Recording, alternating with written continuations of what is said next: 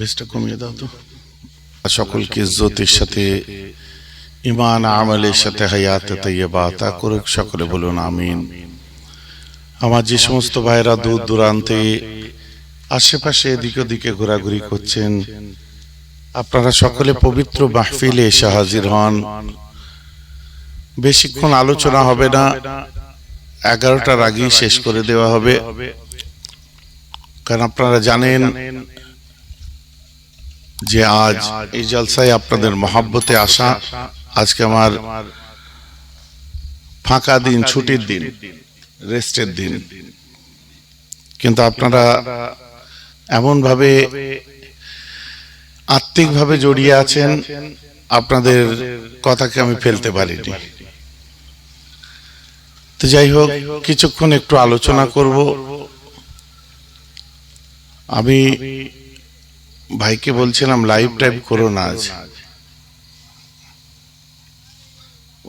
Live করবো না, শুধু ভিডিও করি। আমি তা করার অসুবিধা নেই, কারণ এনার্জি লেভেল একদম পুরো লো।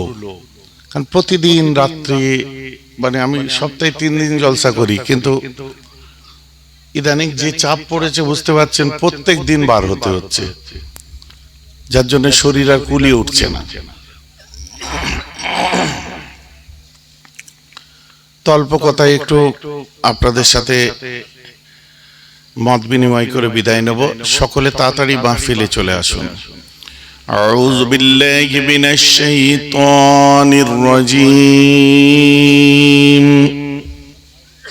ভাসিয়ে দাও, গলায় চাপ পড়লে হবে না।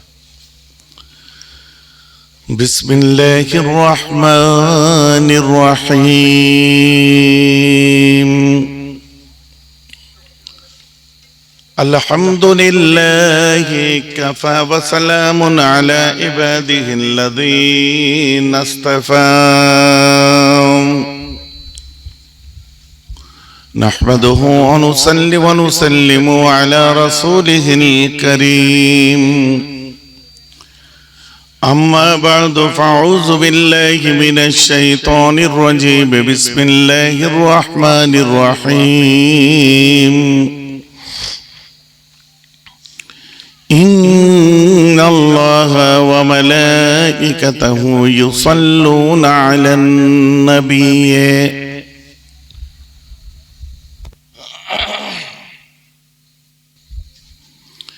يا أيها الذين آمنوا صلوا عليه وسلموا تسليما اللهم صل على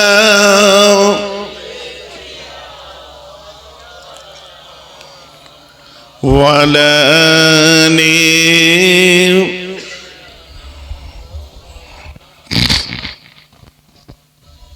আদবের সাথে পড়ুন আল্লাহুম্মা সাল্লি আলা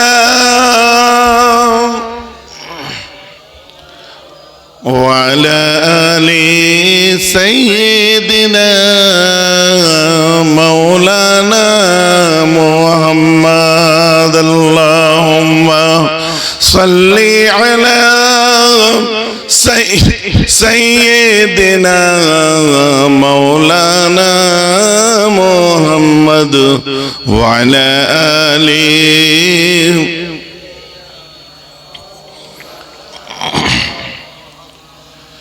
ما جال من شمّا تربة أحمد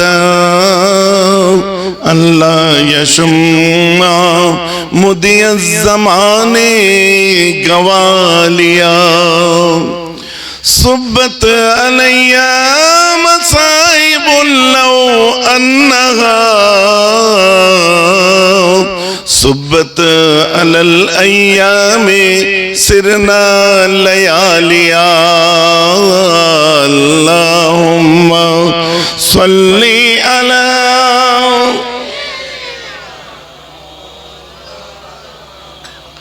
وعلى آله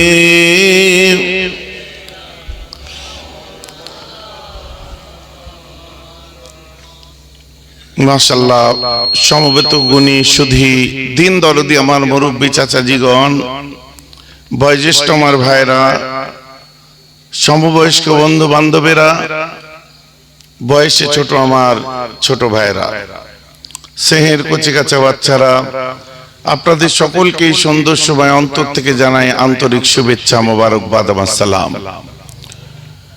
আল হেলাল জলসা কমিটির পক্ষ থেকে সকলে মিলে গড়ে তুলেছেন এক মহাতি জলসা, ঈদ ও মিলাদুন নবীর মাহফিল। নবী দিবস উপলক্ষে একটা মিলাদ দিচ্ছেন। নিজের এলাকায়, নিজের গ্রামে। আমার সৌভাগ্য, বাইরের মানুষেরাও যেমন আমাকে ভালোবাসে, আপনারাও আমাকে কোন অংশে কম ভালোবাসেন না। আমি থাকি না থাকি, আমার সাথে দেখা হয় আর না হয়, তারপরেও আপনারা যে দরবারে উঠা বসা করেন, আমি শুনি। ভিতরে ব্যস্ত থাকলে আপনারা গেছেন যখন শুনতে পাই, আমি ফিরিয়ে দিই না, ভালো লাগে আমাকে। আর ওই দরবারটা জানেন তো, ওটা আমার দরবার না, ওই ভেতরে যে ঘরটাই বসে, ওই ঘরটুকু শুধু আমার। বাকি যেটা বাইরে আপনারা যে বসেন, ওর উপরে যে মেহমানখানা, ওগুলো সব মুজাদ্দেদে জামান দাদা হুজুরের মুরিদদের জন্য আব্বাজান করেছেন, ওয়াকফ করে দিয়েছেন, যার জন্য ওখানে তালাজা ফিট করা আছে, গরমকালে ঠান্ডা পানির ব্যবস্থা, যাবতীয় যা কিছু। আমার সঙ্গে দেখা হোক না হোক, সবাই জানে ওখানে এসে সব জিয়ারত টিয়ারত করে এসে বসে। সারা বাংলায়, বাংলার বাইরেও যেখান থেকে মানুষ আসে, কম বেশি জানে যে ওই জায়গাটা আমরা যে একটু বসবো। তো সেই মহব্বতের টানে আপনাদের কাছে ছুটে আসা। আপনাদের সঙ্গে আমাদের সম্পর্ক একদিকে যেমন বন্ধুত্বের, প্রতিবেশীর, আত্মীয়তার, প্রিয়জন স্বজনদের মধ্যে যে সম্পর্ক থাকে, সেই সম্পর্ক নতুন করে আর আমাকে আপনারা কি চিনবেন? ছোটবেলা থেকে তো আপনাদের সঙ্গে অনেক ভাইরা আছে, একসঙ্গে আমরা বড় হয়েছি, তাই তো নাকি? তো নতুন করে তো আমার পরিচয় দেওয়ার কিছু নেই। আপনারা শ্রদ্ধা করেন একদিকে যেমন দাদা হুজুরের আওলাদ, কুরাইশ বংশের ছেলে হিসাবে, অপরদিকে আমার যুবক ভাইয়েরা একটু শ্রদ্ধা করে, ভালোবাসে, কারণ আমার আলোচনা থেকে তারা নিজেদের কিছু সঞ্চয় করতে পারে এবং আমি আপনাদের কাছেও অনেক কিছু শিখি। মামলা একতরফা না, দুতরফা। কারণ গতানুগতিক পুঁথিগত আলোচনা করে বিদায় নেবেই আমার মিজাজের খেলাফ। কারণ কষ্ট করে এসে যখন কথাবার্তা বলবো, দুটো মূল কথা আলোচনা না করতে পারলে জান কেমন করে। শুধু ঘটনা শুনিয়ে চলে যাব, ঘটনা আপনাদের আর জানতে বাকি আছে। আমি বেট লাগিয়ে দিচ্ছি, আপনারা যা যা জিনিস জানেন, আপনাদেরকে যদি এখানে এসে বসিয়ে দিই, আপনারা ইনশাল্লাহ আধা ঘন্টা 1 ঘন্টা বলতে পারবে। সত্যি বলছি, কারণ আপনারা আব্বাদের মুখে শুনেছেন। সব থেকে মজার ব্যাপার কি বলেন তো, হুজুর কেবলাদের আপনারা কাছ থেকে পেয়েছেন, তাদের সঙ্গে এমনি বৈঠকিতে বসে কথা বলার সুযোগ পেয়েছেন। দাদু জানের কথা বলেন, ছোট দাদু জানের কথা বলেন, বড় চাচা জান, আব্বা জান, যে কোনো চাচাজি হুজুরদের বলেন, বা আলিমুলামা, বড় বড় আমাদের এলাকায় অনেক বড় বড় বিখ্যাত আলিমুলামারা আছে, যাদের সান্নিধ্যে আপনারা সবসময় উঠা বসা করেছেন। আপনাদের সঙ্গে আমরাও মিলামেশা করে নিজেদেরকে ধন্য মনে করেছি। দেখুন, আমাদের কাছে যেই ওয়াজ করতে আসে, প্রথম আলোচনাটা কি নিয়ে হয় বলেন তো? বাবারা 5 ওয়াক্ত নামাজ পড়ো বাবা, হয় কি হয় না? নামাজ কাজা করো না বাবা, রোজা কাজা করো না বাবা, 1 মাস রোজা রাখো, হজ করো, যাকাত দাও, কলমা পড়ো, তাওহীদের উপরে কায়েম থাকো। এসব আমলের ওয়াজ হয়, তাই তো নাকি? এখন আমি আপনাদের প্রশ্ন করি, আমল কি কোনো মানুষকে নাজাত দিতে পারে? আমল কি কোনো মানুষকে নাজাত দিতে পারে? হ্যাঁ, ভালো আমল করলে নাজাত পেয়ে যাব, এটা সাধারণ মানুষের কথা হলো। ফুরফুরার মানুষ, ফুরফুরার প্রতিবেশী মানুষ হুজুরদের সোহবতে বসেছেন, এই কথা আপনাদের মুখে মানায় না। ভাইজান কি বলছেন? রাইট। কারণ আমল একটা মানুষকে কখনো নাজাত দিতে পারে না। কারণ আল্লাহ রাসূলকে এসে জিবরাইল আলাইহিস সালাম বলেছিলেন, মা হুয়াল ইসলাম, এ রাসূল ইসলাম কাকে বলে? তারপরে জিজ্ঞাসা করলেন মা হুয়াল ঈমান, হুজুর ঈমান কাকে বলে? পরে বললেন মা হুয়াল ইহসান, হুজুর ইহসান কাকে বলে? শুনেন, হযরতে সালমান ফারসি রাদিয়াল্লাহু আনহু যে কথাগুলো বলবো একদম সহিহ ওয়াকে আপনাদের শোনাবো। নবীজি সাহাবা, নবীজি যার বায়োগ্রাফি শুনতে, লাইফ হিস্ট্রি শুনতে খুব পছন্দ করতেন, অনেক বয়স পর্যন্ত বেঁচে ছিলেন হযরতে সালমান ফারসি রাদিয়াল্লাহু আনহু। তো ওনার শরীর এক সময় অসুস্থ হয়ে যায়, পেচ্ছাপ দিয়ে ব্লিডিং আরম্ভ হয়ে যায়। সবাই চিন্তায় পড়ে গেল, সালমান ফারসির পেচ্ছাপ দিয়ে ব্লিডিং হচ্ছে। একটা পাত্রে পেচ্ছাপটা ধরে একটা ইহুদি ডাক্তারের কাছে নিয়ে যেতে, ডাক্তারটা কোনো কথা না বলে কলমা পড়ে মুসলমান হয়ে যায়। সুবহানাল্লাহ। আপনি কি ব্যাপার, কলমা পড়ে মুসলমান হয়ে গেলেন? বলছি কার পেচ্ছাপ নিয়ে এসেছো? কেন? বলছি এটা কোনো সাধারণ মানুষের পেচ্ছাপ নয়। আমরা দেখতে পাচ্ছি এর কিডনির ধমনীগুলো, নার্ভগুলো, শিরা উপশিরাগুলো ওভার স্ট্রেসের জন্য এত বেশি চিন্তায় নিমগ্ন থাকেন, এত বেশি ভাবনার মধ্যে থাকেন। মহান আধ্যাত্মবাদ সাধক ব্যক্তির পেচ্ছাপ এই যে লেভেলের ইনি সাধনা করেন বা চিন্তা করেছে, ওভার স্ট্রেস করেছে, যার জন্য হাই ব্লাড প্রেশারের জন্য ওনার ছোট ছোট নার্ভগুলো সব হ্যামারেজ হয়ে গেছে। কিডনির নার্ভ হ্যামারেজ সহজ হয় না যতক্ষণ পর্যন্ত দুশ্চিন্তার চরম মাত্রায় না পৌঁছায়। তা আমার মনে হয় এটা পার্থিব্য কোনো চিন্তার মানুষ নয়, জাগতিক কোনো চিন্তার মানুষ নয়, এ আধ্যাত্মিক চিন্তার মানুষ। তাই আমি পেচ্ছাপটা দেখে আমি অনেকদিন ধরে ভাবছিলাম যে কলমা পড়বো। তো তুমি যখন নিয়ে এসেছো নিশ্চয়ই কোনো মুসলিম সাধকের পেচ্ছাপ নিয়ে এসেছো। তা এমন সাধনাও করা যায়, এমন আল্লাহ, এমন উচ্চ বর্গের উপাসনা আরাধনা করা যায় যে মানুষের শরীর অসুস্থ হয়ে যায়। সেটা কোন ধর্মের মধ্যে পাওয়া যায়? এটা ইসলাম ছাড়া অন্য ধর্মে পাওয়া যায় না। তাই আমি ইসলামের কলমা পড়ে মুসলমান হয়ে গেলাম। সুবহানাল্লাহ বলেন, জোরে একটু বলেন সুবহানাল্লাহ। বুঝতে পারছেন? সালমান ফারসিকে যে জিজ্ঞাসা করা হলো, হুজুর আপনার পেচ্ছাপ দিয়ে রক্ত বার হচ্ছে, খুন বার হচ্ছে, ব্লিডিং হচ্ছে, কি হলো? ওই সময় হযরত সালমান ফারসি মাথাটা নিচু করে নিয়ে বলেছিলেন, কদিন ধরে আমি আল্লাহর কোরআন তেলাওয়াত করতে করতে একটা জায়গায় এসে আটকে যাই। বিসমিল্লাহির রহমানির রহিম। ইয়া আইয়ুহাল্লাযীনা আমানুত্তাকুল্লাহা হাক্কা তুকাতিহি ওয়া লা তামুতুন্না ইল্লা ওয়া আনতুম মুসলিমুন। আল্লাহু আকবার বলেন।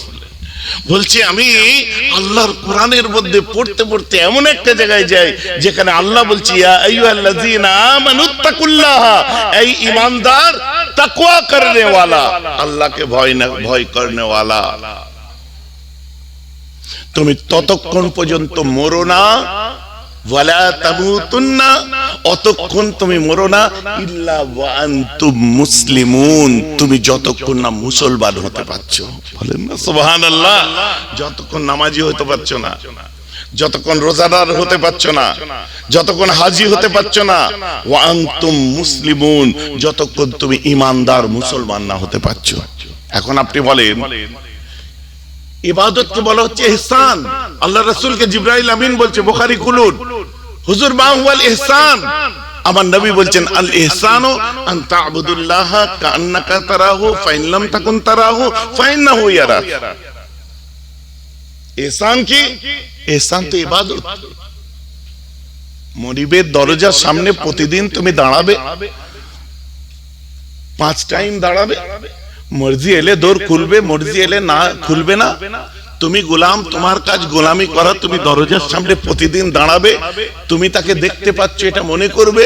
তুমি যদি মনে করে যে আমি দেখতে পাচ্ছি না, মাথায় রাখবে CCTV close circuit camera fit করা আছে। খোদাই ব্যাপার যেটা আমি বলছি, যেমন অফিসের বাইরে থেকে ভেতরের বস দেখে, মালিক দেখে, তেমন কুদরতি নজরে মালিক তোমাকে ঠিক দেখছে। বলুন না সুবহানাল্লাহ। একদিন যদি দরজা খুলে, ইনশাআল্লাহ একদিন না একদিন খুলবেনই খুলবেন, ওই দিন তোমার নসিব চমকে যাবে।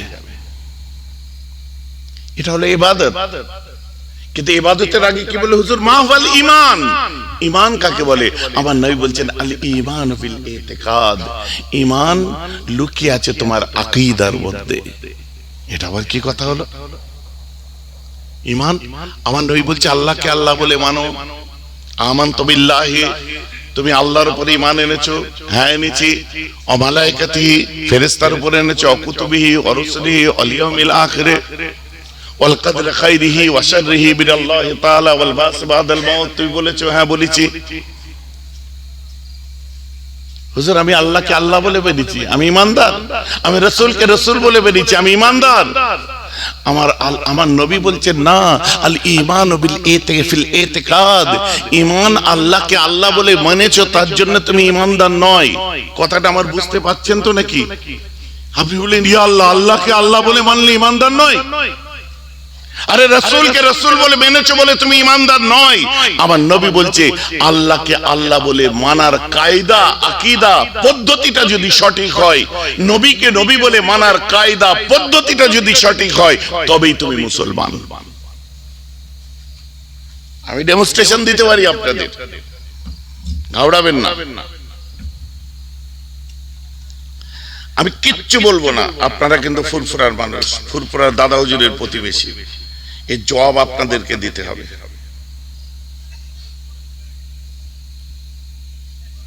5 বছর আগে আমি ওয়াজ করেছি। আমার 5 বছর আগে ওই মুজাম্মিলকে জিজ্ঞেস করেন, মুজাফফরদের জিজ্ঞেস করেন, এনাদের সব জিজ্ঞেস করেন। 5 বছর আগে আমি এই ওয়াজ করেছি যে একটা ফিতনা আসতে চলেছে, আমাদের দেশে আসেনি কিন্তু এটা বাইরে এসে গেছে। এটা নিয়ে আমি লেখালেখিও করেছি যে কি আল্লাহর অঙ্গ প্রত্যঙ্গে বিশ্বাস করা মানুষ বেরোবে। আজ থেকে 4 বছর আগে আমার ইউসুফ শাহজাহানের বাড়িতে আমি জলসা করেছি।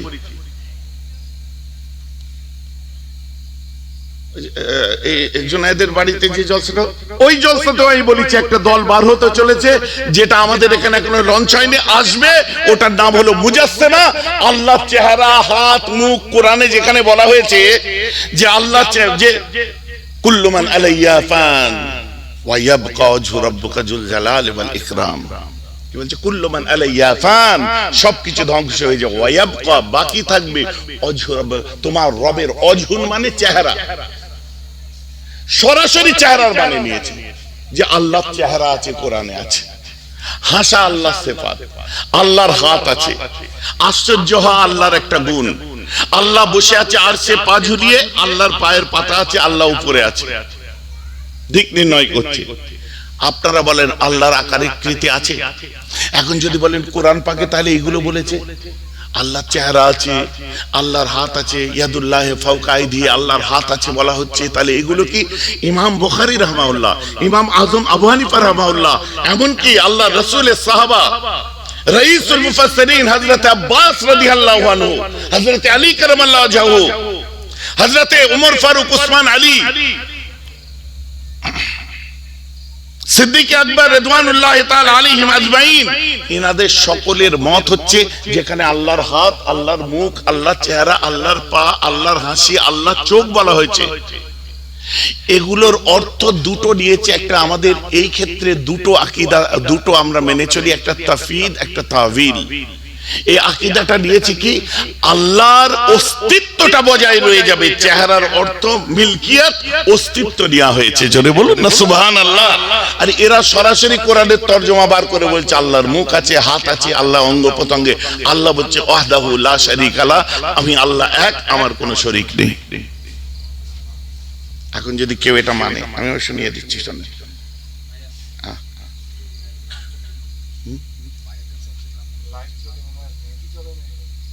আমার নেট দাও, দিয়ে দাও, দিয়ে দাও, যা বলছো কর। আসো আমার প্রতিবেশী, মহব্বতের মানুষ, দিয়েই দাও, আর কি আর হবে। দেখো নেট চলছে কিনা। ওই দেখো আমারও তো চলছে না নেট।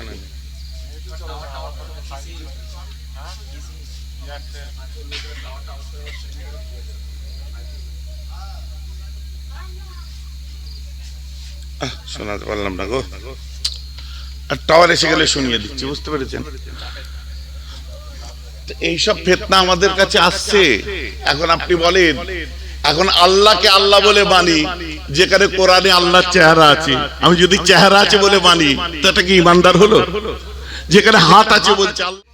সুজন চক্রবর্তীরা আমার সঙ্গে প্রোগ্রামে থেকেছে, সোশ্যাল প্রোগ্রামে। আমি সিপিএম, আপনাদের আমাদের এখানে বাংলার মুখ্যমন্ত্রী এসেছিলেন, আমি বক্তব্য দিচ্ছি, তিনি নোট করছেন।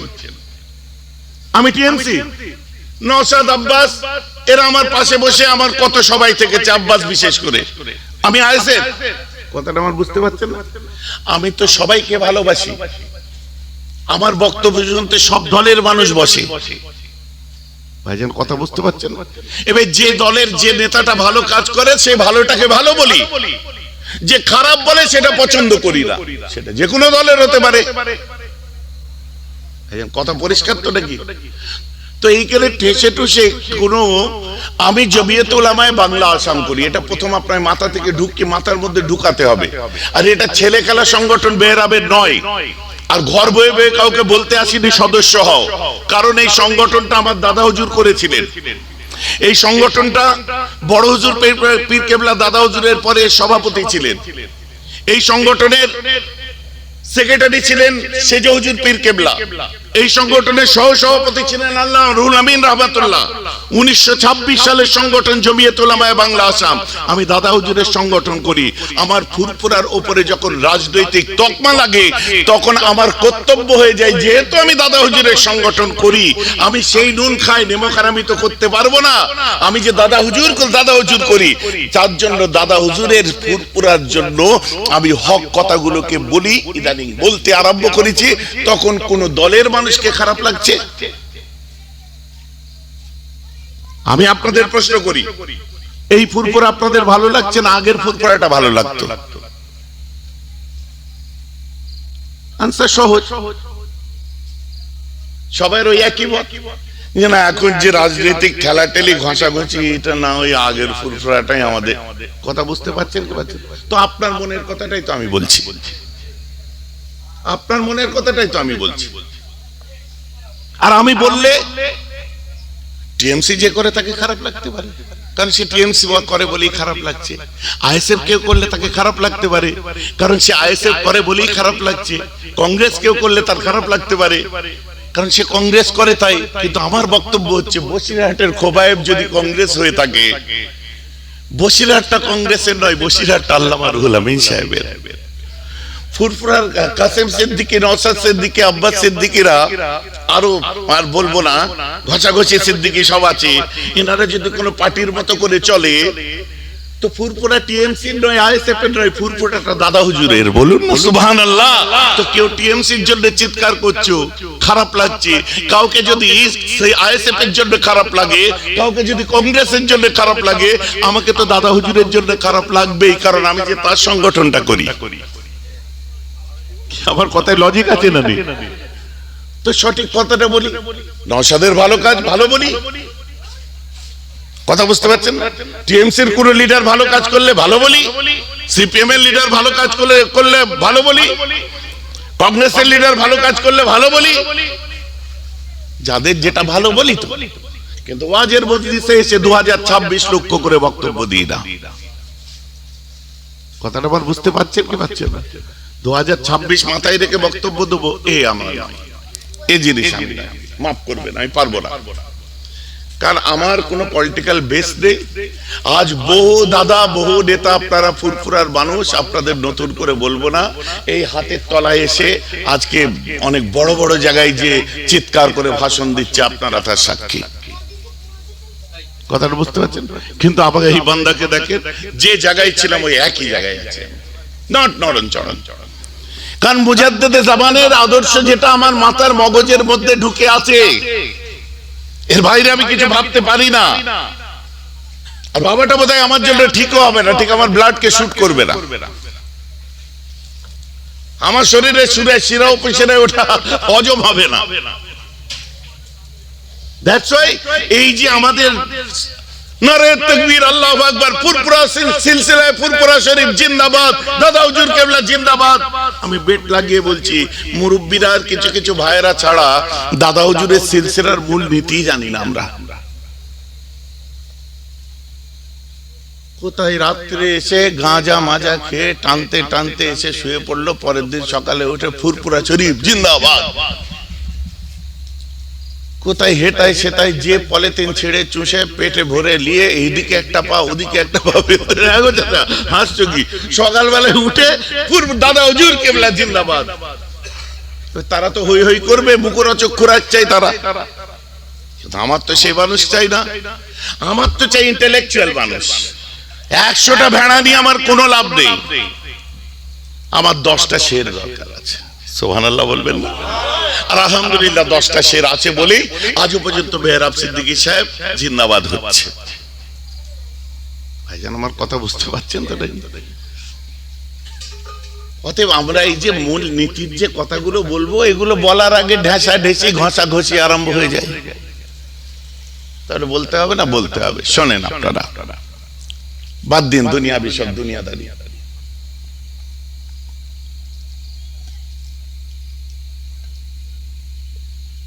উম্মিদ পোর্টাল দিয়ে চিৎকার করছে আছে, কথা বুঝতে পারছেন না? এবার আমি যদি ঘুরিয়ে বলি, সেদিনের মেহরাব ভুল কোথায় ছিল? যখন ব্রিগেড ডেকেছিল, পাগলের মতো দৌড়ে দৌড়ে যখন ঘুরেছিলাম। বোম্বাইয়ে আমার ইনজেকশনের ডেট, সে ডেট ক্যান্সেল করে দিয়েছি, পরে অসুস্থ হয়ে পড়লাম। গত 2 মাস আগে বোম্বে যেতে হলো। ধরে ধরে পায়ে ধরে ধরে ঘুরিয়েছি, বেরোতে হবে, ব্রিগেড যেতে হবে, ব্রিগেড যেতে হবে। চিৎকার করে সব অনেক দাদারা হুজুররা বলে দিলেন যে ওতে আমরা নেই। আরে আল্লাহ সম্পত্তির জন্য কাজ করব, ওতে আমরা নেই। গাদ্দারি তো আল্লাহর সাথে হবে। আজকে উম্মিদ পোর্টাল নিয়ে চিৎকার করছে দেখেন, আজকে ওয়াকফ নিয়ে চিৎকার করছে দেখেন, কারণ লক্ষ্য 2026। এই সত্য কথাগুলো বলার জন্য আমি আল্লাহর দিকে ফিরে বলি, আমার সঙ্গে কারো দ্বন্দ্ব নেই। আলহামদুলিল্লাহ সকাল বিকেল দেখা সাক্ষাতে সালাম দেওয়া সব আছে, সামনে আমার কেউ কিচ্ছু বলে না, সব মিটি মিটি হাসি। ভাইজান ভালো আছেন? আলহামদুলিল্লাহ। হাকিকাত সেটা বলতে হবে ভাই। আজ দেখেন লাপাচ্ছে, পাছা চাপড়াচ্ছে, উম্মিদ পোর্টাল দিয়ে কি হবে? হুজুর তাহলে সব তো, আরে আন্দোলনটা যখন আরম্ভ হলো তখন দমিয়ে দিলে কেন? আগে তার উত্তর দাও, তারপরে আজকে তোমরা এই প্রশ্ন তোলো। যখন হার্টবিট ঠিক চলছিল তখন ট্রিটমেন্টটা করতে দিলে না, এখন লাস্ট পজিশন প্যারালাইসিস হয়ে যে করে নাক টানছে, গলা ঘড়ঘড় করছে, বলে এখন পানি দে, তো সরকে মরে যাবে। বলাবেন না, আমি মানে বলতে চাই না এসব, আফসোস আফসোস দুঃখ, অন্য কিছু না। অতএব এখানে আমার সেই শুরুর কথা, তোমার সঙ্গে আমার দোস্তি হবে আল্লাহ এবং তার রাসূলের জন্য। খোদা না করুক, মনে পড়ছে তো, খোদা না করুক যদি কোনোদিন দুশ্মনী হয়, সেটাও আল্লাহ এবং তার রাসূলের জন্য হবে।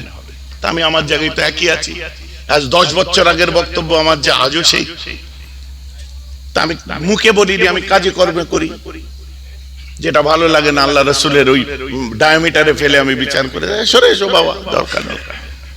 ওই ওই পার্টির মধ্যে আমি নেই। দলিজের সামনে কোনো গদিও বিছানো নেই, আছে নাকি? আমার কি দোস্ত ভাইরা বলেন না, আমার দলিজের সামনে বিছানো আছে গদি? কিরাম পীর সাহেব, পীরজাদা, কিরাম হুজুর, যার গদি পর্যন্ত নেই। এখনো আমার দেশের মানুষকে বুঝাতে হবে যে আমি কিভাবে চলি। এখনো আপনাদেরকে শেখাতে হবে, বুঝাতে হবে যে আমার চলার স্টাইলটা কি।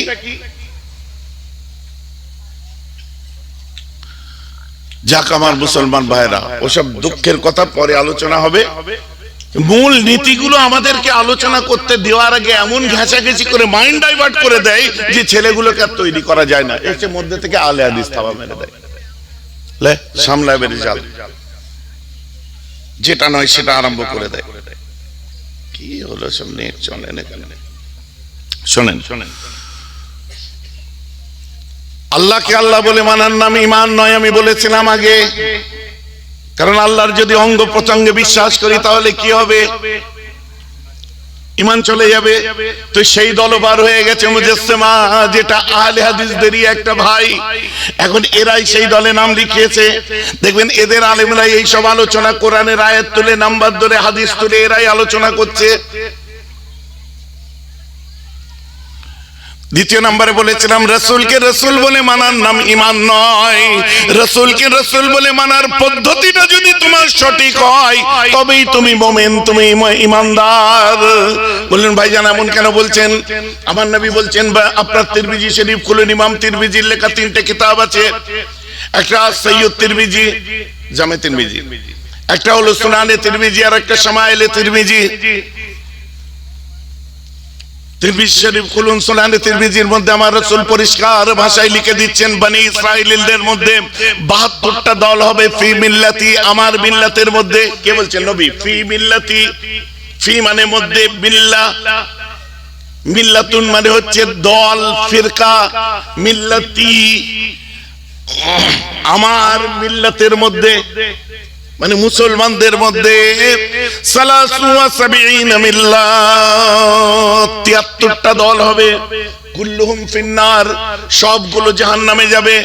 ইল্লা মিল্লাতান ওয়াহিদাতান, কেবলমাত্র একটা মিল্লাত থাকবে যেটা জাহান্নামে যাবে না, জান্নাতি হবে। সাহাবারা জিজ্ঞাসা করলেন, মা হুয়া ইয়া রাসূলুল্লাহ, ওটা কোন দল হবে হে রাসূল?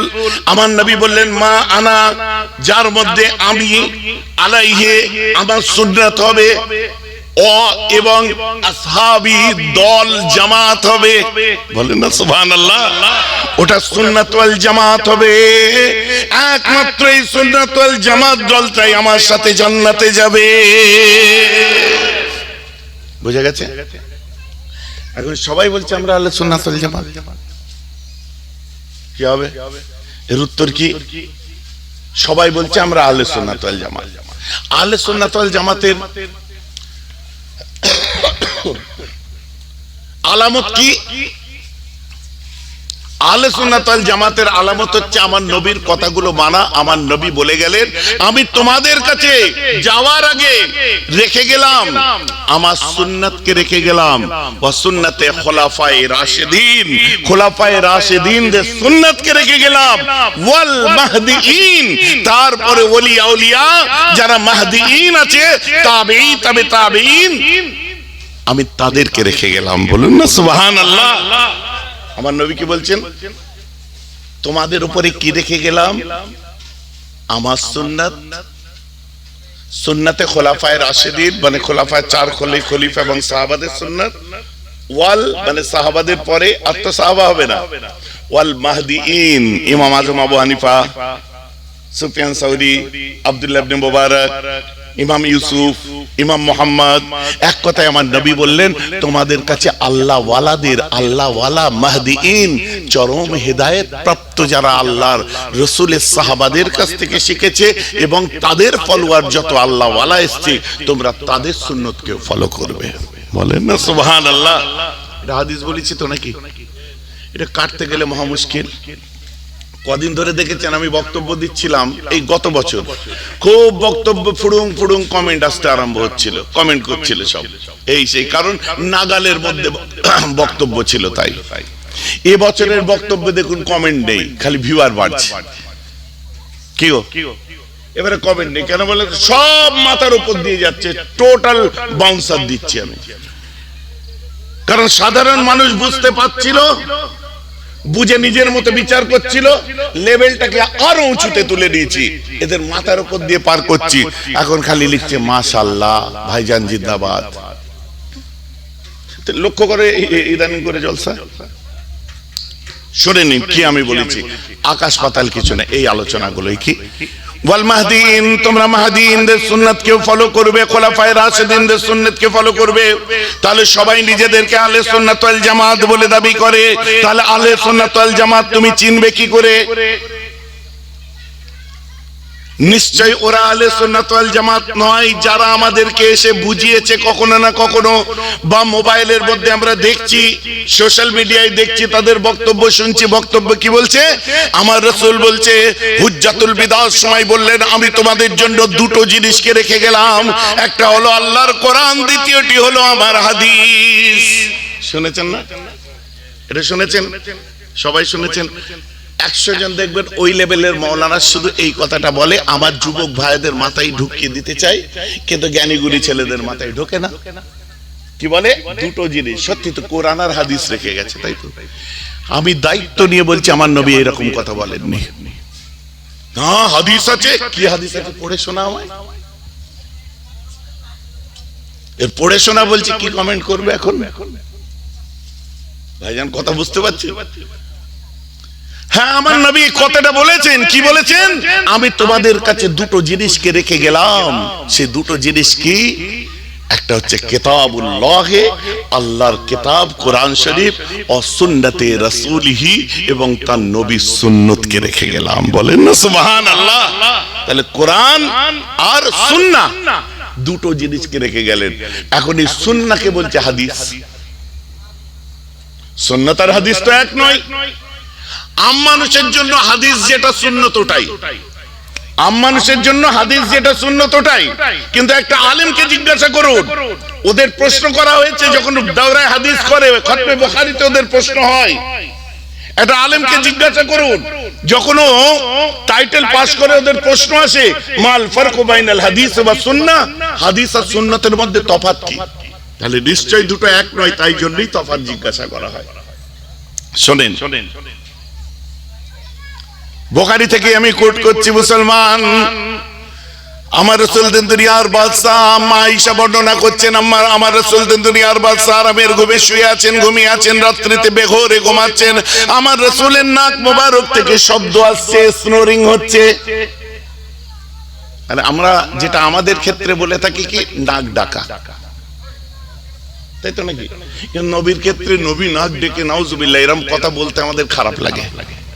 যে রাসূলুল্লাহর ব্যাপার, আমার নবীজির নাক মোবারক, নুরানি নাক থেকে সুন্দর শব্দ আসছে। এখন আপনাদেরকে আমি প্রশ্ন করি, কেউ যদি নাক ডেকে ঘুমিয়ে পড়ে, ওর ঘুম থেকে উঠে নামাজ হবে ওযু না করলে? হবে কি? হবে না। এটা বাচ্চাও জানে হবে না। যে ঘুম থেকে যদি ওঠো, নাক ডেকে বেঘোরে ঘুমিয়ে পড়েছো, তোমাকে উযু করতে হবে, তোমার উযু ফরজ হয়ে যাচ্ছে নামাজ পড়ার জন্য। কিন্তু আম্মা আয়েশা বলছে, আল্লাহ রাসূল ঘুমাচ্ছিলেন, ঘুম থেকে উঠলেন, উঠে সোজা যেয়ে মেহরাবে দাঁড়ালেন, আল্লাহু আকবার বলে নামাজ পড়লেন না, ইমামতি করলেন, এবং পিছনে সবাই নামাজ পড়লো। বলুন না সুবহানাল্লাহ। এখন আমি তাদের প্রশ্ন করি, আমার রাসূল তো বলছে, তোমরাই তো বলছো যে আমার রাসূল হাদিস রেখে গেছে, তা আমি তা হাদিস পড়লাম, এবং বুখারীর হাদিস সহিহ হাদিস। তাহলে আজকের পর থেকে কোন ইমাম বা আপনারা কেউ ফতোয়া দিয়ে দিন যে ঘুম থেকে উঠে সোজা নামাজ পড়লে নামাজ হবে? কেন হবে না? ওযু করতে হবে। সুবহানাল্লাহ, জোরে বলো সুবহানাল্লাহ। আমাদের সোনামণি বলছে ওযু করতেই হবে। বুঝতে পেরেছেন? একটা বাচ্চাও যেন ওযু করতেই হবে। কিন্তু হাদিস পাকে দেখা যাচ্ছে আমার নবী তিনি সোজা এসে নামাজ পড়িয়ে দিলেন, ওযু করেননি। তার নবী যেটা করেন ওটা করা তো উম্মতের জন্য সুন্নাত, এটা আমাদের জন্য সুন্নাত হলো না কেন? দ্বিতীয় নম্বরে আসলে আমার নবী বললেন, তোমরা যখন বাথরুমে যাবে, বাথরুমে যাওয়ার আগে, পেশাব পায়খানা করতে যাওয়ার আগে একটা দোয়া পড়বে, আল্লাহুম্মা ইন্নী আউযু বিকা মিনাল খুবসি ওয়াল খাবাইস। এই দোয়াটা পড়ার পরে তোমরা বাথরুমের দিকে অগ্রসর হবে, বাম পাটা আগে দেবে, তারপরে যাবে তোমার কজায়ে হাজাত যেটা আছে করে নেবে, করার পরে তুমি ইস্তেনজা করবে, কুলুক করবে, স্যানিটেশন, ধোয়াধুয়ি, যাবতীয় যা কিছু এগুলো কে শিখিয়েছেন? নবী। এই পদ্ধতিটা হলো সঠিক। কিন্তু বুখারী শরীফ খুলুন, সহিহ হাদিসের মধ্যে পাওয়া যায়, আন্নান নবী আলাইহিস সালাতু ওয়াস সালাম আতা সুবাতাতে কওমিন ফাবালা কায়মান। আমার নবী একটা গোত্রের মধ্যে আসলেন, আসার পরে আমার রাসূল দাঁড়িয়ে দাঁড়িয়ে পেশাব করেছিলেন। সহিহ হাদিস, সঠিক কথা,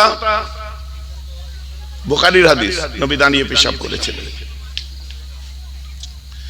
তাহলে কাল থেকে আমরা একবার করি না, হাদিসে আছে যখন সুন্নাত হবে না?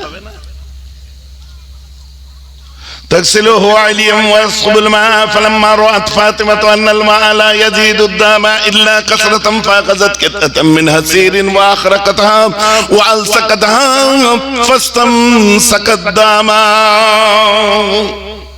ওদের যুদ্ধে নবী আমার জখমি হলেন, ওদের যুদ্ধে আমার রাসূল জখমি হলেন, সাহাবা একরামদের মহব্বত আমার নবীর রক্ত জমিনে পড়তে দিচ্ছে না। এই আলোচনায় আছে কোন সাহাবা আল্লাহ রাসূলের রক্ত ঠোঁট দিয়ে চুষতে আরম্ভ করে দিয়েছিলেন। রক্ত খাওয়া হালাল না হারাম?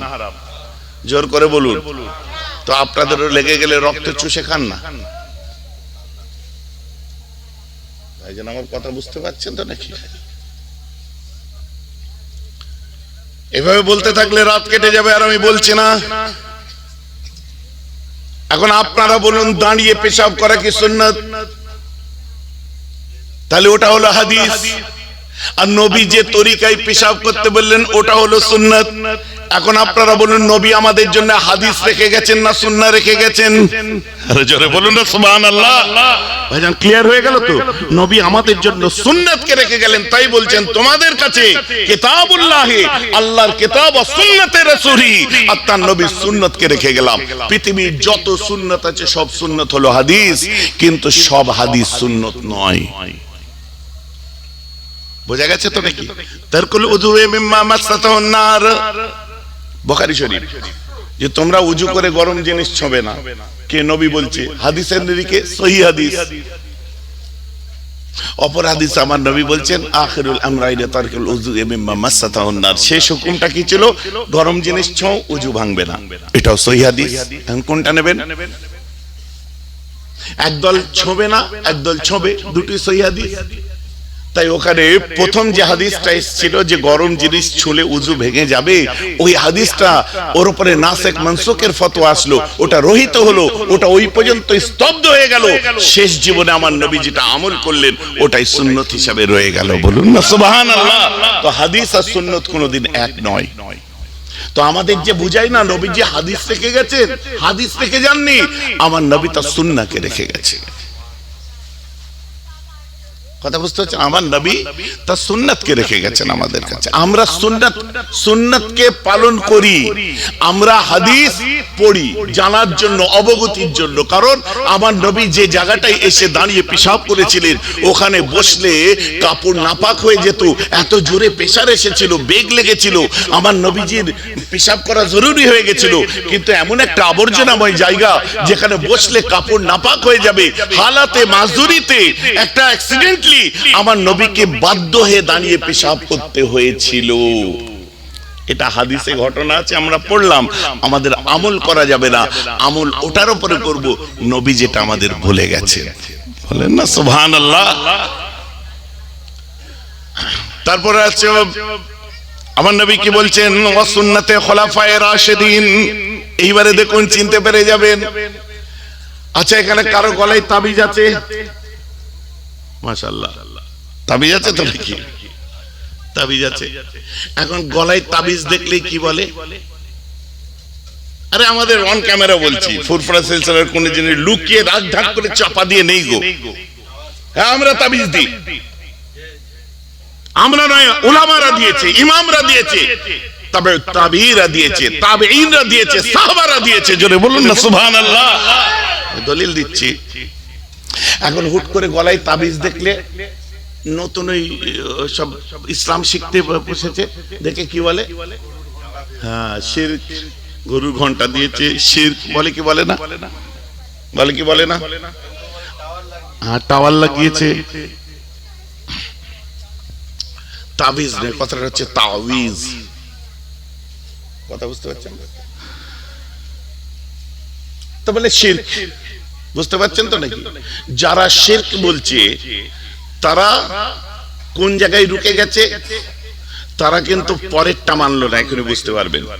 আপনাদের প্রশ্ন করি, আল্লাহর রাসূলের হাতে হাত দিয়ে যারা বায়াত হয়েছিলেন, যারা সাহাবায়ে কেরাম, যাদের দুনিয়ায় থাকতে জান্নাতের সুসংবাদ ছিল, সাহাবারা কোনোদিন শিরক করতে পারে?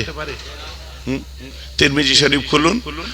ইসলামের নবম মুসলমান যিনি হয়েছিলেন 9 নম্বরে, হযরতে আব্দুল্লাহ ইবনে আমর ইবনুল আস, উনি নিজে তাবিজ লিখেছেন, আউযু বিকালিমাতিল্লাহি তাম্মা, বাচ্চাদের গলায়, প্রতিবেশীর গলায় ঝুলিয়ে দিয়েছে। বলেন না সুবহানাল্লাহ।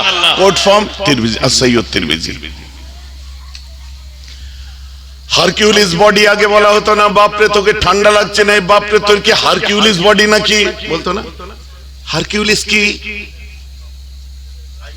সাইকেল, হ্যাঁ কি চাচা, শক্তিশালী সাইকেল। সাইকেলের জগতের লোড গাড়ি যেটা হয় ওটা হারকিউলিস সাইকেল হয়। মোটা স্পক, মোটা রিং, টায়ার আলাদা লাগে, 3 বস্তা 4 বস্তা ধান লোড করে জঙ্গল পাড়া। তো হারকিউলিস কোম্পানির সাইকেল হচ্ছে বিখ্যাত। তো ওই কোম্পানির নাম হারকিউলিস রাখলো কেন?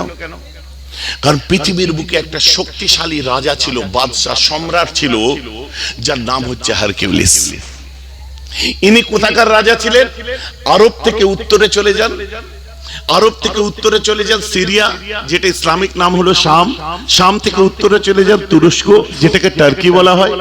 এই তুরস্কের উত্তরে চলে যান ওয়াকশাস নদী, তারপর বাষ্পরাস প্রণালী, তারপরে পাবেন বাইজেন্টাইন রোম। রোমের দক্ষিণ আপনার পূর্ব প্রান্ত, যেটাকে আরবি ভাষায় কুস্তুনতুনিয়া বলা হয়।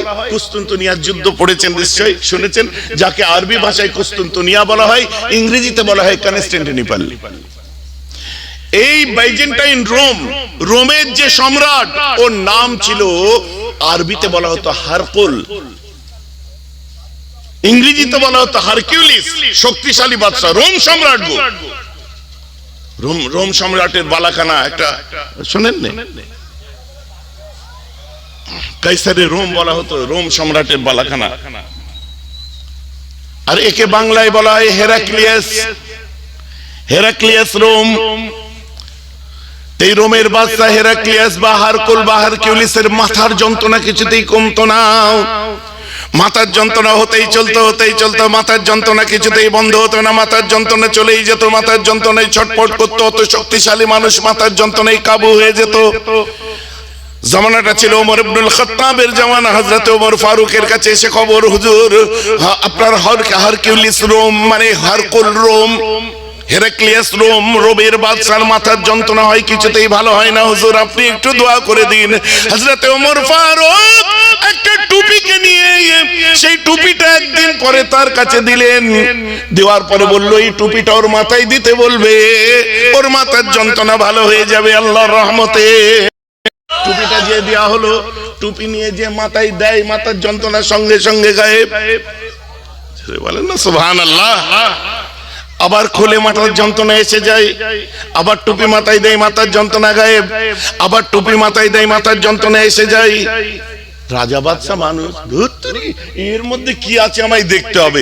একদিন টুপিটা খুলে দেখে ভেতরে সেলাই করা আছে, সেলাইটাকে কেটেছে, কাটার পরে তার মধ্যে দেখে আল্লাহর কালাম বিসমিল্লাহির রহমানির রহিম বলে ওমর ফারুক তাবিজ লিখে সেলাই করে মাথায় পরিয়ে দিয়েছে। বলুন না সুবহানাল্লাহ। বলো বেটা এবারে শিরক। তাহলে ওমর ফারুক কি করেছিল? শতাধিক সাহাবা আল্লাহর কালাম লিখে, আল্লাহর কোরআন লিখে বাচ্চাদের গলায়, প্রতিবেশীর গলায় নিজে দিতেন, নিজে হাত গায়ে ফুঁক দিতেন, হাতে ফুঁক দিতেন। নবীজি শেষ পর্যন্ত ডান হাত বাঁ হাতে ফুঁক দিতেন। কি সূরা ইখলাস, সূরা নাস, সূরা ফালাক পড়ে ফুঁক দিয়ে গোটা গায়ে মালিশ করতেন আমার নবী, তারপর শুতেন। এমনকি ইন্তেকালের পূর্বে অসুস্থ হয়ে পড়েছিলেন যখন, তখন আম্মা আয়েশা ফালাক, নাস, ইখলাস পড়ে নবীজির হাতে ফুঁক দিতেন। নবীজির হাতটা নিজের হাতের সঙ্গে বুলাতেন, এক হাত নবীর, এক হাত আম্মা আয়েশার। তারপর আম্মা আয়েশা নিজের হাতটা নিয়ে আবার নবীর হাতটা নিয়ে নবীর শরীরে বুলিয়ে দিতেন। বলেন না সুবহানাল্লাহ। ভাইজান আমার ওয়াজ কিছু বুঝতে পারছেন? সাহাবাদের একটা দল গেছে ইয়ামান পার হয়ে বহুদূর চলে গেছে। যাওয়ার পরে একটা প্রত্যন্ত গ্রামের মধ্যে 30 জন বা 21 জনের দল সাহাবা যে পৌঁছেছেন। পৌঁছার পরে একটা গ্রামের মধ্যে যে বলছে আমাদেরকে, হাদিস পাক সহিহ হাদিস, ছেলে খেলা কথা নয়। যাওয়ার পরে বলছে তোমাদের মধ্যে কেউ কি আমাদের রাত্রে একটু থাকার জায়গা দেবে? বলছে দূর বাবা, আনজান অচেনা মানুষকে আমরা জায়গা দিতে পারবো না। কিছুতেই জায়গা দিল না, ফিরে চলে আসছে। ফিরে চলে আসার সময় ওদের যে পাড়ার মোড়ল ছিল, মোড়লকে সাপে কামড়ে দিয়েছে। এরা তখন গ্রাম থেকে বেরোবো হয়েছে, দৌড়ে দৌড়ে এসেছে। এসে বলছে তোমাদের মধ্যে কেউ এমন একজন আছো, সহিহ ওয়াকিয়া শোনাচ্ছি, তোমাদের মধ্যে কেউ এমন একজন আছো যে সাপের বিষ ঝাড়তে পারবে? সবাই এরে সাপের বিষ কি করে ঝাড়বি রে, সাপের বিষ কি করে ঝাড়বি? একজন হাত তুলে দিয়ে বলছে হ্যাঁ আমি পারি। কি করতে হবে? বলছে রাতে আমাদের থাকতে দিতে হবে, ব্যাস, আর কিছু না। যখন আর কিছু বললে এক কাজ কর, 30টা বকরি দিতে হবে, 30টা ছাগল দিতে হবে। চলো, যে বলছে সূরা ফাতিহা পড়ে ফুক দিয়ে দিয়েছে, সাপের বিষ গায়েব হয়ে গেছে। বলুন না সুবহানাল্লাহ। দিয়ে 30 খানা ছাগল দিয়েছে, 6000 করে হলে 3 6 18, 1,80,000। এক ফুকে কত টাকা বলো? এবার ফতোয়া দাও আমাকে। ভাইজান আমার বক্তব্য বুঝতে পারছেন? ফের রাত্রে থেকেছে, পরের দিন এসেছে। হাওয়ায় উড়ানো কথা বলতে যাবেন না, সাধারণ মানুষকে ফতোয়া দেওয়া খুব সহজ জিনিস। এখন আপনি যদি বলেন, কেউ যদি আপনার গলায় তাবিজ দেখে বলে শিরক, তাহলে আপনি বলেন আমার নবী বলছে তোমরা সাহাবাদের সুন্নত আদায় করবে, সুন্নতে খোলাফায়ে রাশিদিন ওয়াল মাহদিন। তো মাহদিন ছেড়ে দিন, শুধু খোলাফায়ে রাশিদিনদের সুন্নতকে যদি কেউ আদায় না করে, সে কি আহলে সুন্নাত ওয়াল জামাত হতে পারে? একদম পরীক্ষা করে দেখে নেবেন। আল্লাহর রাসূল তারপরে যেগুলো নবীজি সাহাবারা মাহদিনরা করে গেছে সেগুলোকে অস্বীকার করে, এক চান্সে ধরে নেবেন এরা আহলে সুন্নাত ওয়াল জামাত নয়। এটা একটা পরিচিতি তাদের। আপনি বলবেন আমার নবীজি, একটা খটকা লেগে গেছে আপনাদের। বুখারীর হাদিস শুনিয়েছি তো, যে আমার নবী ঘুম থেকে উঠে নামাজ পড়িয়ে দিলেন, তাহলে কি করে হলো? এই দেখেন, আমার আল্লাহ কোরআন পাকের মধ্যে বলে দেয় যে নবী আপনি বলে দিন, নবী আপনি বলে দিন। আমাকে এটা নিয়ে বিতর্ক হয়েছে, আমার সাথে তর্ক করেছে, বুঝতে পেরেছেন? আল্লাহ কি বলবো? বলছে বলে দিন কুল ইন্নামা আনা বাশারুম মিসলুকুম, নবী আপনি বলে দিন আমি তোমাদের মতো মানুষ, তোমাদের মতো বাশার। এটা কোরআন পাক, এটা কোরআন পাক। তারপরে বলছেন ইউহা ইলাইয়া, আমার কাছে আল্লাহর তরফ থেকে ওহী আছেন। তারপরে আল্লাহর কথা বললেন ইলাহুকুম ইলাহুম ওয়াহিদা ইলা আখিরের আয়াত। তো আমার নবী কি বললেন? আমি তোমাদের মতো মানুষ। আমি আমার নবীজির বুখারী শরীফ থেকে আমার রাসূল আসমানের দিকে তাকিয়ে আল্লাহকে বললেন, সহিহ হাদিস বুখারীর, যে কি আল্লাহ আপনি মুহাম্মাদের চোখেতে নূর দিন। আল্লাহ বলছে দিলাম। আল্লাহ আপনার হাবিবের মাথায় নূর দিন। আল্লাহ বলছে দিলাম।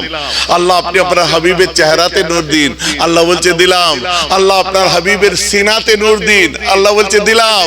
আল্লাহ আপনার হাবিবের হাতেতে নূর দিন। আল্লাহ বলছে পা থেকে মাথা পর্যন্ত তোমাকে নূর বানিয়ে দিলাম। বলুন না সুবহানাল্লাহ। বুখারীর হাদিস। তাই আমরা নবীকে নূরে মুজাসসাম মেনে থাকি। আমার নবী হলেন নূর নবী। বলেন না সুবহানাল্লাহ। এই ওয়াজটা করেছি রে ভাই, কি সর্বনাশ।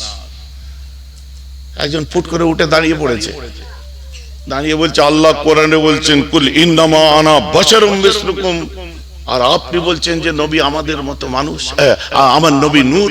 আল্লাহ বলতে বলেছে, নবী বলছেন যে তুমি বলে দাও। আল্লাহ বলতে বলেছে তুমি বলে দাও যে আমি তোমাদের মতো মানুষ।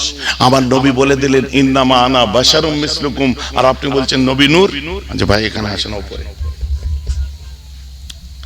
এখানে উপরে আসুন, বসুন, সবাই দেখবে। কাগজ কলম দিন, স্টেজে কাগজ কলম থাকে না বড় বড় সভাগুলো, আপনার নামটা লিখুন। কেন নাম লিখতে হবে? কেন? আমি আমারটাও লিখবেন, আগে আপনারটা লিখুন। নাম লিখেছে, পাশে আমার নাম লিখেছে। আচ্ছা আপনার মতামত ওখানে লিখুন। ওনার মতামত লিখলো, কোরআন মোতাবেক আমার নবী হলেন বাশার। তার দলিল আল্লাহ কোরআনে বলছে কুল ইন্নামা আনা বাশারুম মিসলুকুম। অতএব এই কোরআন অনুযায়ী আমি নবীকে বাশার বলে মানি। আমি নূর বলছে না, বাশার বলে মানি। কোরআনে আল্লাহ বলেছে নূর, কেন মানতে হবে? গুড, আমাকে দিন। আমি লিখছি ঠিক ও যে ভাষাটা লিখেছে। কোরআন মোতাবেক আমি আমার নবীকে বাশার বলে মানি, কারণ আল্লাহ কোরআনে বলেছেন কুল ইন্নামা আনা বাশারুম মিসলুকুম, নবী তুমি বলে দাও আমি তোমাদের মতো মানুষ, তোমাদের মতো বাশার। আমি নবীকে বিধায় বাশার বলে, আমাদের মতো বাশার বলে মানি। আমি লিখে দিলাম যে হ্যাঁ এটাই তো কথা। বাকি আছে তো কি বাকি আছে? নিচে লিখছি এবং আমি আমার নবীকে নূর বলেও মানি। যেটা বলেন না সুবহানাল্লাহ। পড়লো তার মাথায় বাজ। না, আপনি বাশারুম মিসলুকুম কোরআনে যখন বলে দিচ্ছে, আপনি আবার নূর কেন মানতে যাবেন? আচ্ছা ভাই, কোরআনে বাশার বলেছে, আপনি মেনেছেন তো? বলে হ্যাঁ, আমি অস্বীকার করেছি, আমিও তো মেনেছি। এই যুবকেরা আমার বক্তব্য বুঝতে পারছো? তুমি বাশার বলে বেঁধেছো, আমি বাশার বলতে অস্বীকার করেছি, আমিও বাশার বলে বেঁধেছি। এখন তুমি নূর মানো না, আর আমি নবীকে নূর মানি। কোরআন হাদিস থেকে নবী নূর, তার দলিল দেবো। নবী যে নূর নয়, তুমি কোরআন আর হাদিস থেকে দলিল দাও। 20-25 সেকেন্ড বসে থেকে হুজুর আমি ওয়াজ করি, আপনি একটু ঘুরে আসেন। আমি তো বুঝতে পারছি কেস কি হয়েছে। বেনিফিট অফ ডাউটও নয়, থার্ড আম্পায়ারও নয়, ক্যাচ আউটও নয়, রান আউটও নয়, স্ট্যাম্প আউটও নয়, ডাইরেক্ট বোল্ড। তাহলে কি উত্তর আছে? এর উত্তর কি আছে? আপনারা বলেন এর কোনো উত্তর আছে? ওই জন্য আমার যুবক ভাইদের বলি যে কেউ ফট করে কথা বললে আনাড়ি তর্ক করবে না। ছোটবেলার কথা মনে করবে, যখন স্কুলে পরীক্ষা দিতে যেতে মা গায়ে ফুঁক দিয়ে দিত, আব্বা মাথায় হাত বুলিয়ে দিত, বলতে শোন কচি, মাস্টার আগের দিন বলে দিত যে প্রশ্ন নিয়েই ফটফট করে লিখতে আরম্ভ করবে না বাবা, প্রশ্নটা আগে ভালো করে পড়বে, ভালো করে 2-3 বার করে পড়ে প্রশ্নটা বুঝবে, তারপর উত্তর দেবে। বলতে কি বলতো না? আমাদের যুবকগুলো প্রশ্ন না বুঝেই তর্ক। আমি ওর প্রশ্নটা বুঝে ওকে বুঝার উপর কাউন্টার করে তারপর ওকে লাজবাব করেছি। আরে আপনার যদি কেউ বলে যে এই নবী দিবসে এসে বসা হারাম, তো তার সঙ্গে নবী দিবস নিয়ে আলোচনা করবেন না? কেন হারাম সেটা নিয়ে করবেন, কেন হারাম সেটা নিয়ে আলোচনা করবেন। আপনার যদি কেউ বলে যে এখানে মিলাদুন নবী করা বেদাত, মিলাদুন নবী নিয়ে আলোচনা হবে না, বেদাত কাকে বলে সেটাকে নিয়ে আলোচনা হবে।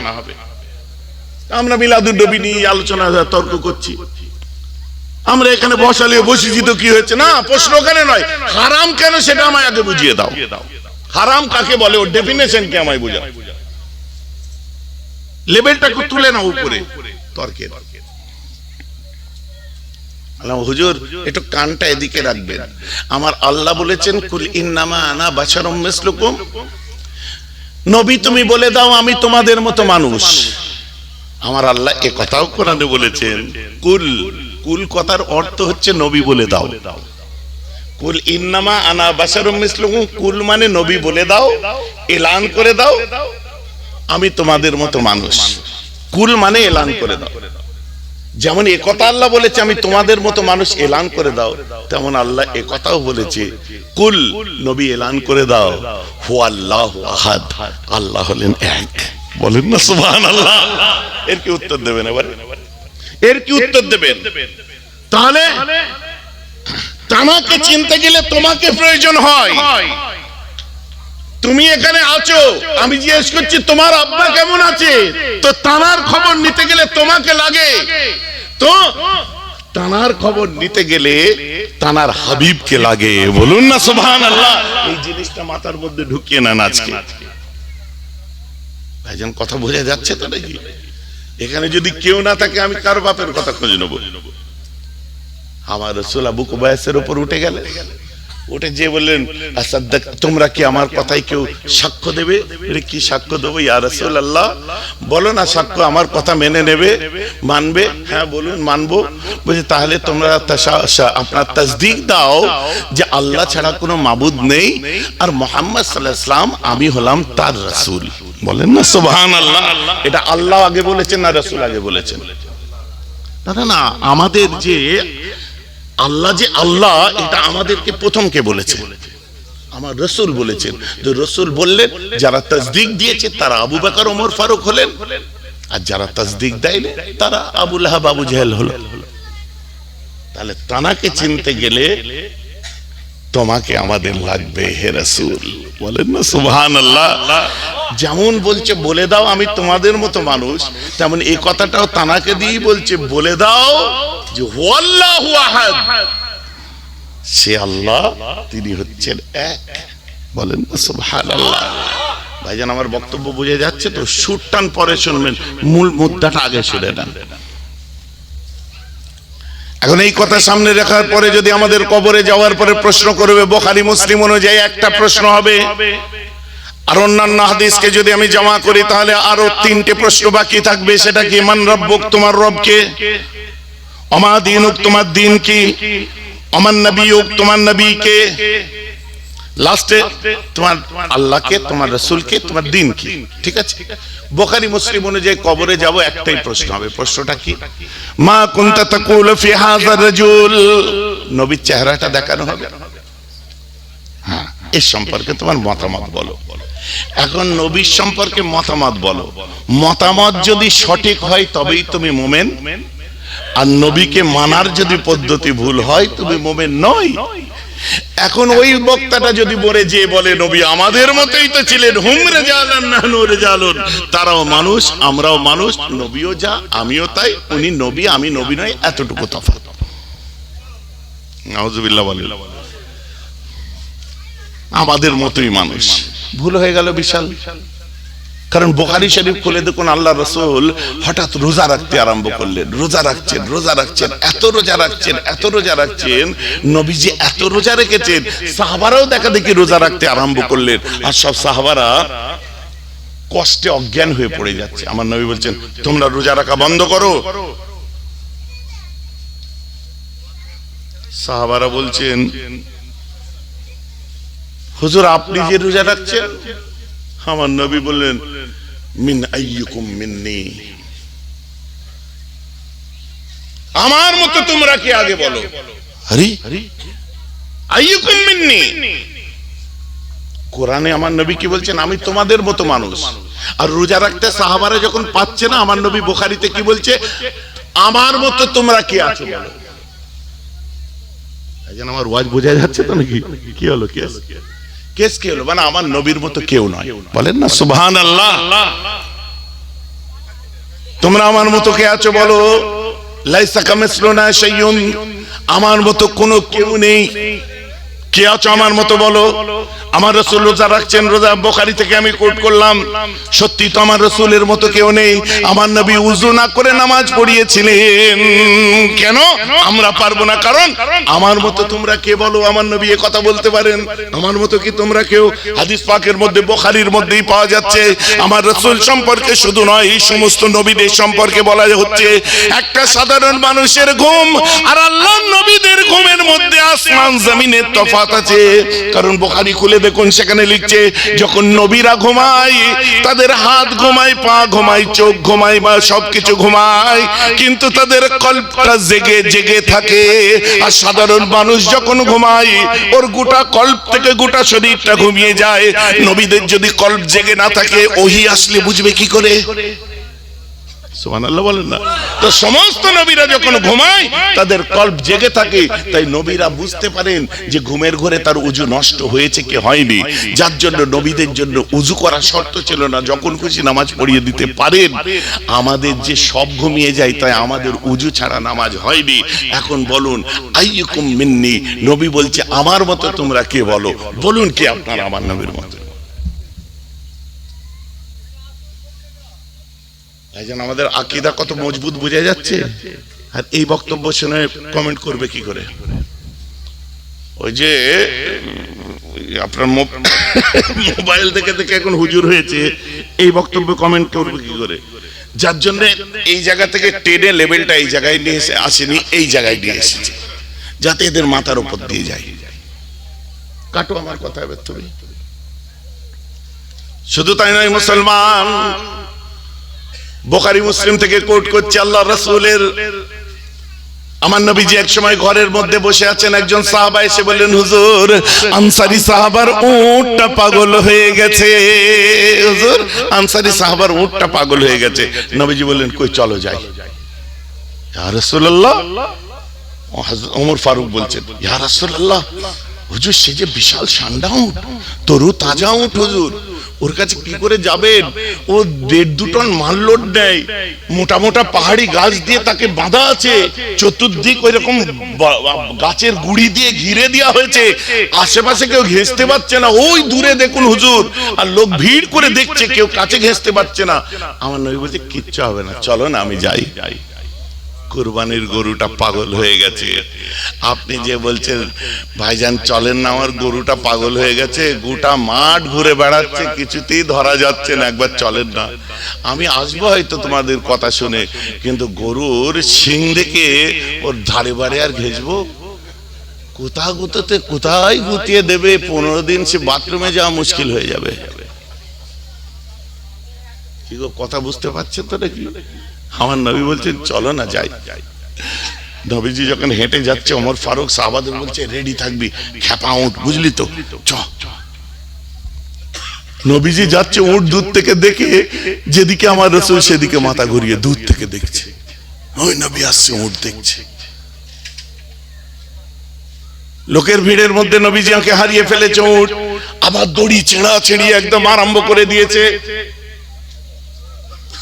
আল্লাহ রাসূল যখন উটের কাছাকাছি যে ওই ঘেরা জায়গাটার সামনে পৌঁছেছেন, উট দেখতে পেয়ে আমার নবীর দিকে একভাবে তাকিয়ে গলা নাড়াতে থাকে।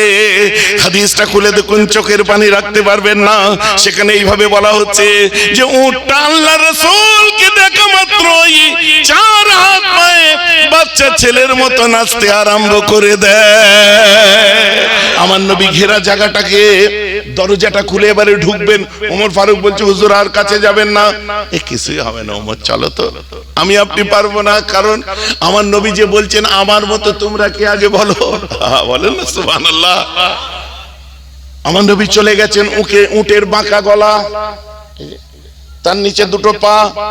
আমার নবী দুটো পা, সামনের দুটো পায়ের একদম গলার নিচে যে দাঁড়িয়েছেন, মাথাটা উটের গলায় ঠেকিয়ে দিয়ে হাতটা বুলাচ্ছে আর বলছে বাবু, আব্বু কি হয়েছে তোর, বেটা কি হয়েছে তোর, কেন তুই পাগলামো করছিস, কি হয়েছে তোর? হাত বুলাচ্ছে, উটটা এদিক ওদিক দেখছে, এদিক ওদিক দেখছে।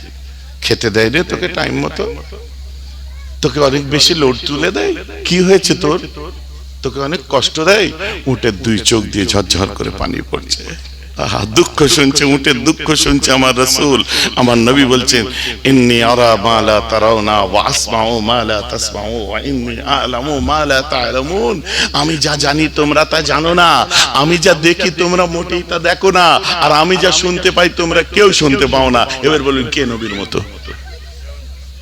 ভাইজান ওয়াজ বোঝা যাচ্ছে তো নাকি? এবার আসো, আমার রাসূল যেই পিছিয়ে গেছেন, একটু পিছিয়ে যাওয়ার পরে কিতাবটা খুলে দেখুন, কিতাবের মধ্যে পরিষ্কার উল্লেখ করা আছে আমার নবী যখন 2 কদম পিছিয়ে যায়, উটটা 4 হাত পায়ে বসে যায়, আর আমার রাসূলের কদম মোবারকে মাথাটা ঠেকিয়ে সিজদা করে দেয়।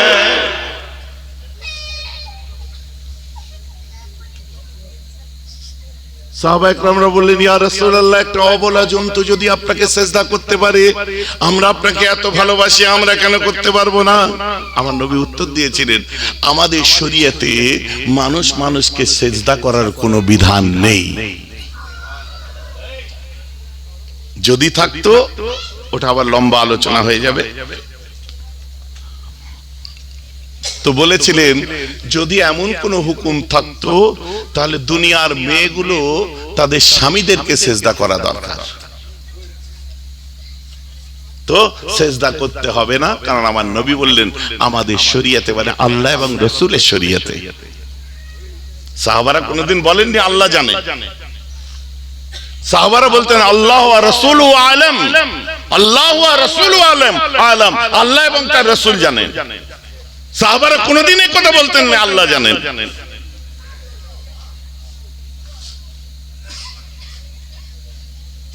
তো এই নিয়ে অনেক কথাবার্তা বেড়ে যায় বলতে গেলে, বুঝলেন।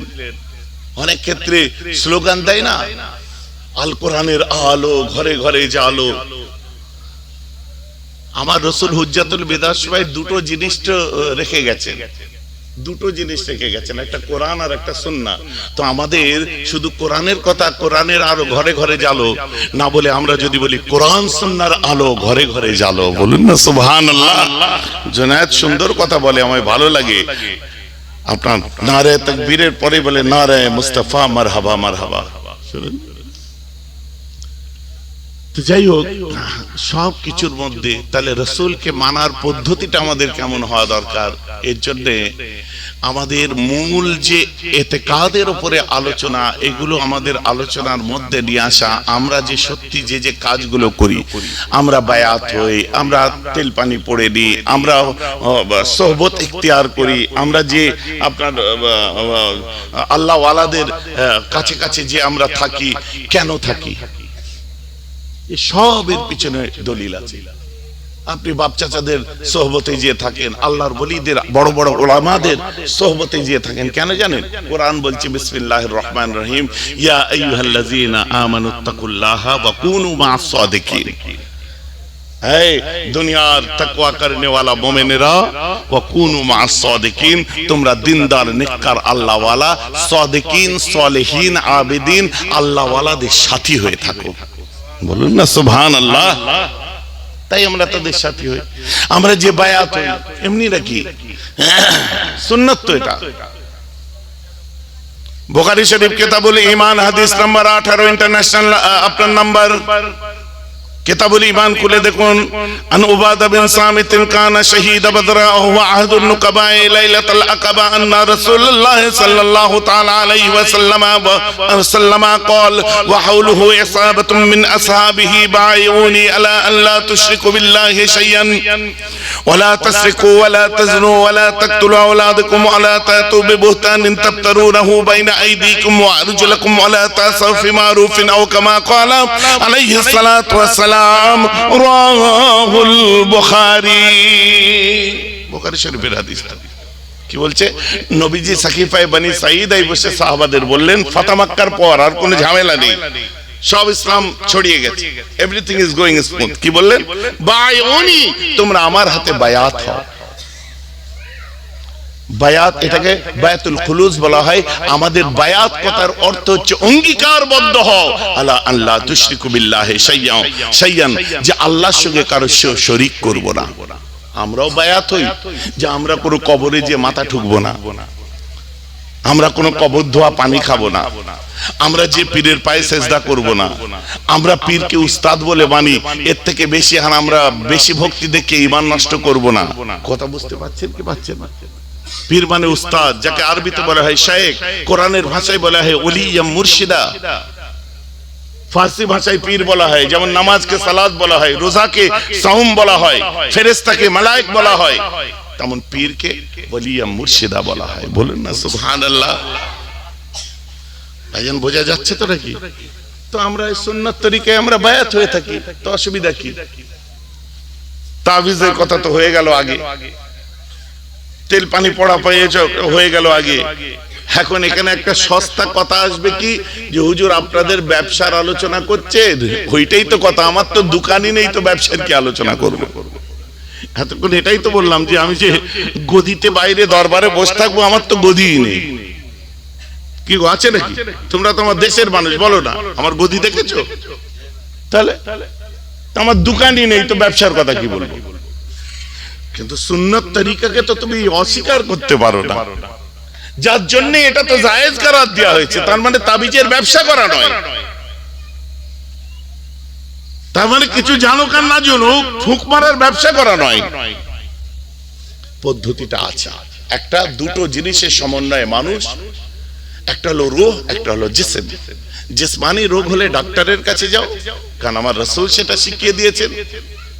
ওদের যুদ্ধে যখন জখমি হলেন, তাকসিলুহু আলিয়ান, হযরত আলী ঢালে করে পানি ঢালছিলেন, ওয়াসকুবুল মা, ফালাম্মা রাআত ফাতিমা, তো যখন আম্মা ফাতিমা তিব্বে নবাবী খুলুন, যখন আম্মা ফাতিমা দেখলেন নবীর ডক্টরি, যখন আম্মা ফাতিমা দেখলেন পানি দ্বারা রক্ত বন্ধ হচ্ছে না, ইল্লা কাসরাতান, বরং বেশি বেশি বার হয়ে যাচ্ছে, ফাআখাযাত কিতাতাম মিন হাসিরিন, তিনি একটা চাটায়ের কোণকে কেটে নিলেন, ওয়াখরাকাতহা, ওটাকে পুড়িয়ে দিলেন, ওয়ালসাকাতহা, ওটা দিয়ে ব্যান্ডেজ করে দিলেন, ফাস্তামসাকাত দামা, রক্ত বন্ধ হয়ে গেল। বলেন না সুবহানাল্লাহ।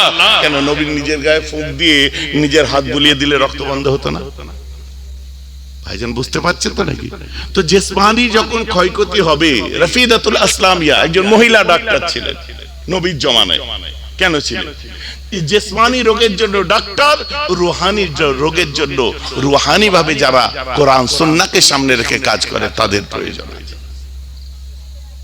ভাইজান বোঝা যাচ্ছে তো নাকি?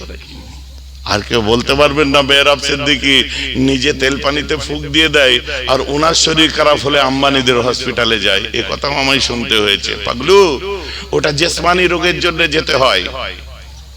আমার নবী শিখিয়ে দিয়েছেন।